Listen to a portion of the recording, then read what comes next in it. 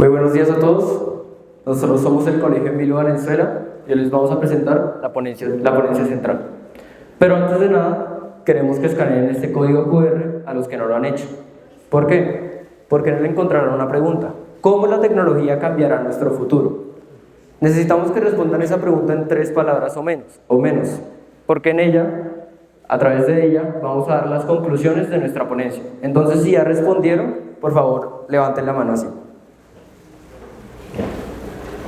Bueno, como vimos que todos respondieron, empezamos. Bueno, vamos a ver cómo se desarrolla la pregunta a lo largo de la presentación. Pues al control. Ya. Pues bien, ahora ya damos paso a la ponencia como tal. Nos presentamos, buenos días. Nosotros somos los presidentes de líderes, con mi compañera Sara Porras, Majo Pinzón, Daniel González y quien les habla, Gabriel Sebastián Jiménez. Hoy venimos aquí a presentarles los jóvenes ante las TICs. Pero como tal, ¿qué son las TICs? Si queremos hablar de las TICs y de los jóvenes ante las TICs, tenemos que saber qué son las TICs, con sus siglas que traducen tecnologías de la información y la comunicación. Como su nombre lo dice, son herramientas tecnológicas que ayudan a el procesamiento, la administración y distribución de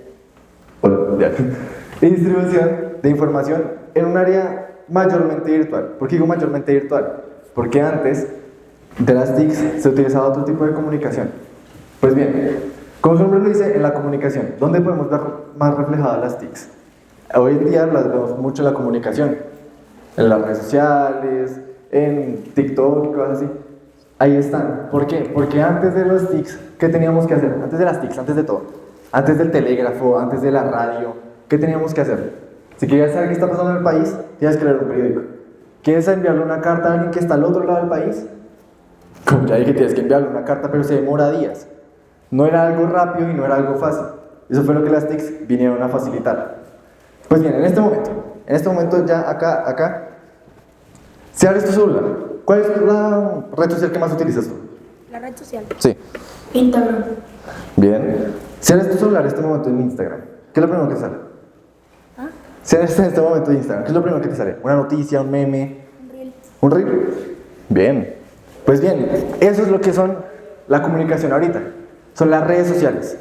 Pues bien, en este momento las redes sociales es un método de comunicación a nivel mayormente mundial. ¿Por qué? Porque, ¿alguien sabe quién es Adam Seyfried? Así como le voy a preguntar, ¿nadie? ¿Alguien sabe qué pasó en el 2002 con Adam Seyfried? Pues bien, Adam Seyfried en el 2002 fundó la página 6 Degrees, la cual fue la base para Fotolog. Fotolog fue la primera red social de todas. Esa fue la que les dio la base para Instagram, Facebook, Twitter. Pero como tal, ¿qué es una red social? Ya lo vimos con el compañero. Él abre su plataforma de Instagram y le aparece un reel. Es un ambiente netamente público. Cualquier persona puede publicar, a cualquier persona puede recibir información. No solo de reels, no solo de memes, también de información del país, noticias. Y también de otras personas. ¿Quieres comunicarte con alguien directamente que está al otro lado del país? Puedes hacerlo en segundos así. Pero como es un ambiente netamente público, aquí pasa algo, que la información se transmite y se puede transmitir mal, generando cosas como las fake news y también el incitar o promover partidos sociales. Y es que también tenemos que entender cómo la tecnología puede influir en la política y en nuestra sociedad actual. ¿Qué es más importante para un país en sus relaciones internacionales que la política? Un solo comentario equivocado o malintencionado de un presidente puede causar que se ponga tensa la situación política o inclusive que se ponga en riesgo la paz mundial. Y si entendemos esta importancia, ya podemos empezar a hablar de qué, cómo usamos estas tecnologías como herramientas para visibilizar situaciones sociales, para visibilizar grupos sociales. Entonces, ¿por qué no? Vamos a dar unos ejemplos.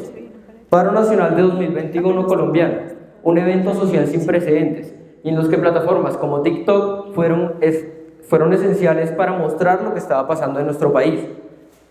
En México, los 43 estudiantes desaparecidos en 2014. La plataforma Facebook fue esencial también para que se difundiera. Muchas personas no hubieran sabido que 43 estudiantes desaparecieron si no hubiera sido por Facebook. Y en Perú, movimiento Ni Una Menos, en el cual a través de la plataforma Twitter, ahora llamada X, se difundió la violencia de género que estaba ocurriendo en el país. Entonces, a través de esto podemos entender que la tecnología está cambiando nuestra forma de pensar. Pero ¿saben para quién también es importante? Para nosotros, los jóvenes. ¿Por qué? Porque tenemos que entender que los que estamos aquí, en algún momento vamos a tener el rumbo del mundo en nuestras manos. Las relaciones internacionales van a ser nuestra labor. Entonces, ¿qué tenemos que hacer? Aprender a utilizar las tecnologías. Si las aprendemos a utilizar desde ahora para dar ideas, para dar opiniones, para decir qué me gusta, en qué estoy de acuerdo, ya podemos empezar a entender cómo a futuro nosotros las podemos utilizar, pero de una buena manera. ¿Por qué? Si empezamos a difundir discursos de odio, si empezamos a incitar a la violencia a través de plataformas como Twitter, que ahora se llama X, es muy probable que no sirva de nada que nos estén dando esta herramienta tan importante que es la tecnología si no la sabemos utilizar. Por otro lado, quiero hablarles de algo muy interesante que está pasando y tiene que ver con la imagen que puse aquí, Black Lives Matter. ¿Qué tiene que ver esto? Actualmente la forma en la que se convoca a las marchas, la forma en la que las personas salen a las calles ha cambiado. Este movimiento, que probablemente lo conozcan, y si no, fue algo que vino desde el 2013, hablando y luchando contra los asesinatos de gente afroamericana en los Estados Unidos. ¿Qué tiene que ver con la tecnología? Twitter, ahora X, fue fundamental para que 2 millones de personas salieran a marchar en 2017 por los derechos de las personas afroamericanas. Entonces ya podemos entender el alcance que tienen estas tecnologías, el impacto que tiene en nuestra sociedad. Gracias a este movimiento Black Lives Matter, las personas afroamericanas podían dar un grito de guerra. Y eso es lo más importante en las tecnologías, en la política actualmente. Pero así como hay cosas buenas, también hay cosas malas. Lo que decía mi compañero Gabo, las fake news, noticias falsas, información manipulada para que creamos que es cierta, aunque no lo sea. ¿Cómo identificamos una fake news? Primero revisemos el autor, también la fuente, e investiguemos un poco, vayamos más allá. Si tenemos la intuición de que algo que estamos viendo no es verdad, no lo difundamos. ¿Por qué? Muchas veces nosotros vemos videos en TikTok y enseguida lo compartimos a la familia, a los amigos, pero sin saber si realmente lo que estamos viendo es verdad o no, solamente creemos que es cierto. Entonces también es labor de nosotros tener criterio, tener juicio acerca de lo que estamos viendo en plataformas como Instagram o TikTok. Y ya que vemos que influye bastante en nuestra sociedad y en la política, ¿creen que en el arte puede influir? Bueno, si vamos a hablar de arte, primero tenemos que entender qué es arte. En esta era digital, ¿cómo ha repercutido el arte? Así que les traje una pequeña definición de arte, una corta definición. Según la RAE, es la manifestación de la actividad humana mediante la cual se interpreta lo real o se plasma lo imaginado con recursos plásticos, lingüísticos o sonoros. Bueno, ¿y esto qué tiene que ver? Ojo que dice actividad humana, para que lo tengan en cuenta. También tenemos que hablar de las transformaciones en el mundo del arte.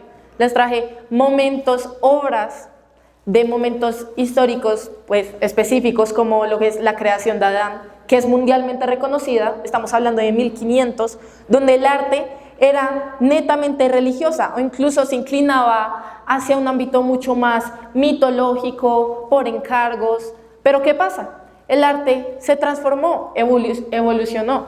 Podemos ver mucho más adelante, en 1800, las vanguardias. El arte ya no era lo mismo, era mucho más abstracto. Se trataba de comunicar y de expresar algo mucho más allá, algo no tan realista.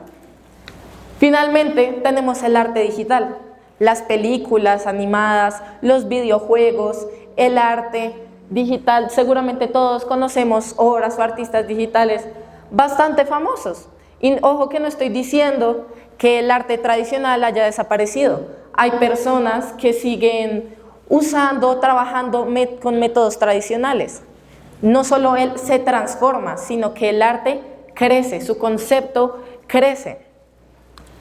Ahora, seguramente conocemos lo que es el arte digital ahora, pues en estos momentos, pero hay otros factores muy importantes que tenemos que tener en cuenta. Seguramente han escuchado hablar de IAs como DALL-E, ChatGPT, que son capaces de generar imágenes en cuestión de segundos.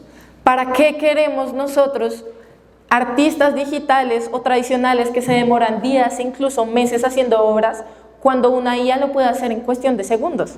Bueno, pasó algo muy parecido con la fotografía. Cuando salió se pensaba que la pintura en sí iba a desaparecer, ¿Para qué quieres una obra cuando puedes tener una fotografía que lo hace en cuestión de segundos?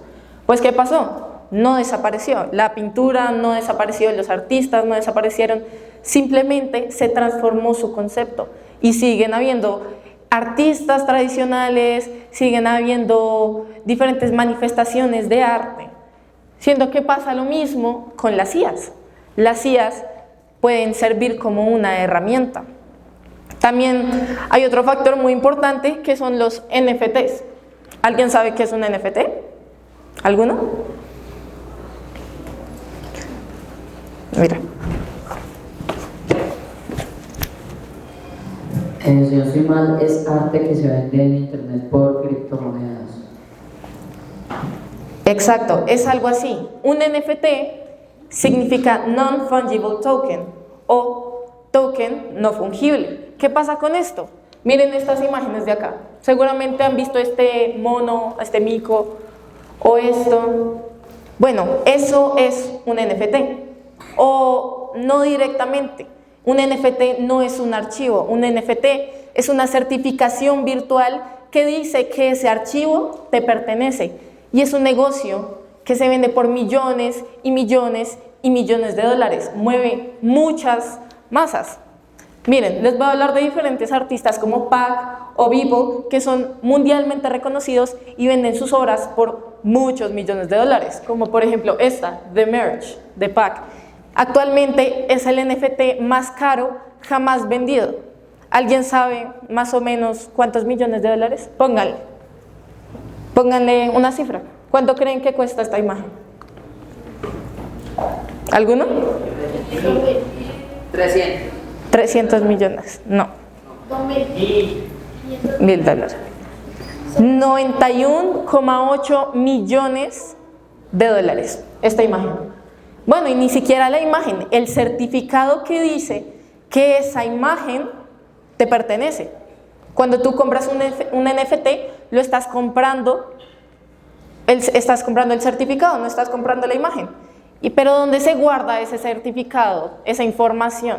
Se guarda en la red de datos, en la base de datos más grande y más segura de todo el mundo, que es blockchain, que también sirve para almacenar la información de criptomonedas, como lo son Bitcoin, y etcétera. Bueno, ya que sabemos un poco de estas repercusiones del arte o de la era digital en el arte, hemos llegado a unas conclusiones. Primero, el elemento humano es fundamental. Nosotros los humanos no vamos a dejar de apreciar el arte, el elemento humano en el arte. No es diferente decir una imagen generada por IA a una obra de un artista que duró meses dibujándola. Nosotros vamos a apreciar mucho más eso. Segundo, el arte es una necesidad y una forma de comunicación humana. ¿Qué pasa? Nosotros tratamos de comunicar y de transmitir algo mediante el arte y justo por eso no va a desaparecer porque es una forma de comunicación. Y tercero, el arte y su concepto siempre estarán en un proceso de evolución. No significa que desaparezcan las técnicas tradicionales, simplemente su concepto se amplía. Ahora, ya que sabemos cómo todo esto repercute en el mundo del arte, también lo podemos ver en ámbitos mucho más cotidianos, como es la educación. Bueno, pues la educación es algo que siento que en este momento nos une a todos. Y no solo a todos, sino que une a la mayoría de generaciones. Nuestros abuelos, nuestros tíos, nuestros primos, nuestros hermanos, todos, absolutamente todos, o la gran mayoría, estuvimos en una parte de la educación. O fuimos parte, ya sea siendo estudiantes, profesores o algún directivo. Pero la educación no solo se basa en aprender, sino que también ha cambiado con el tiempo. Vemos que antiguamente la educación era muy diferente. Antiguamente los profesores eran los oradores, los cuales nadie les podía refutar y posiblemente si hacías alguna intervención incorrecta, probablemente estuvieras vetado. También vemos diferentes cosas como las bibliotecas, que fueron muy utilizadas en sus épocas, y no solo eso, sino que también muchos de sus padres y sus abuelos conocen algo que se llaman enciclopedias, que eran unos libros gigantes en los cuales buscaban información general y muy probablemente o encontraban muy poca información o simplemente no encontraban información. Pero ahora también tenemos cosas que compartimos con el pasado, como son los libros, los lápices, también algunas veces las bibliotecas. Pero a raíz de todo eso, la educación pudo evolucionar. A pesar de que tenemos los mismos materiales, la educación evolucionó y es en un punto clave, el 2020. ¿Qué pasó en el 2020? Todo el mundo sabe acá. La pandemia. En la pandemia vimos un avance en la educación. ¿Por qué? Porque ya no solo estábamos en un salón de clases, sino podíamos estar desde nuestra casa, ya sea con un celular o algún aparato que tuviera alguna cámara, estar desde nuestra sala, el comedor, nuestro cuarto, donde fuera, teniendo una clase virtual. Y no solo eso, sino que nos podíamos conectar a través de eso con nuestros compañeros y con diferentes formas de aprendizaje y de educación. Ahora, a partir de la pandemia, se generaron diferentes formas de enseñanza, formas un poco más didácticas, se comenzaron a utilizar un poco más las redes sociales, cosas como Kahoot y demás. Pero llegó una cosa llamada las IAs. Sí. Llegaron las IAs. Las IAs llegaron de la nada, nadie nos avisó de eso, pero fueron una herramienta muy fácil para nosotros. Levanten la mano, ¿quién de ustedes ha utilizado alguna IA para hacer una tarea? Personalmente, yo creo que la mayoría de nosotros. Pero ¿realmente sabemos utilizar bien las IAs? Las IAs llegaron de la nada y pues ahora buscamos información y muy probablemente la copiamos y la pegamos. Y según la Universidad de California tenemos 2 puntos claves, o mejor dicho, 2 amenazas en eso. Como dijeron mis compañeros anteriormente, la primera amenaza es que no sabemos identificar la información falsa de la verdadera. Podemos ver cosas muy ilógicas que nos dan las mismas IAs o posiblemente información falsa que ni siquiera sea real. Y la segunda es que nosotros como jóvenes no estamos leyendo lo que nos están dando, no sabemos identificar la información en sí, aunque parezca verídica. Pero realmente es nuestra culpa si no nos enseñaron nunca a utilizar las IAs.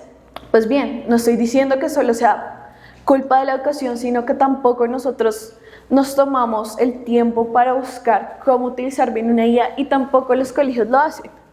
Entonces, ¿las IAs realmente son un problema o son más bien una oportunidad? Ahora, ¿ustedes se acuerdan la pregunta que respondieron al inicio? ¿Te metes el Mentimeter? Bueno, en esa pregunta y a partir de lo que todos nosotros hemos dicho y dijimos acerca de tanto las amenazas como también las oportunidades que tienen las IAs, vemos varias respuestas en cuanto a esto. Vemos respuestas como educación, automatización, futuro, innovación, adaptación.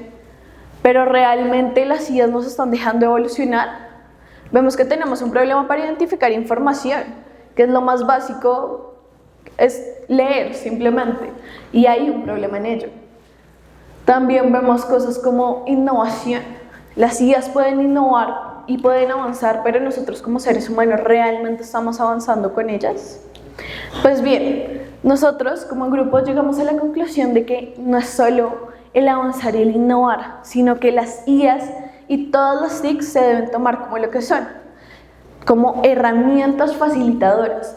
No solo las debemos tomar como, bueno, el celular, el computador, sí, chévere, divertido, tiene varias cosas, pero ¿para qué sirve realmente? Y para lo que sirve realmente es para eso, es una herramienta facilitadora para nosotros. Muchas gracias.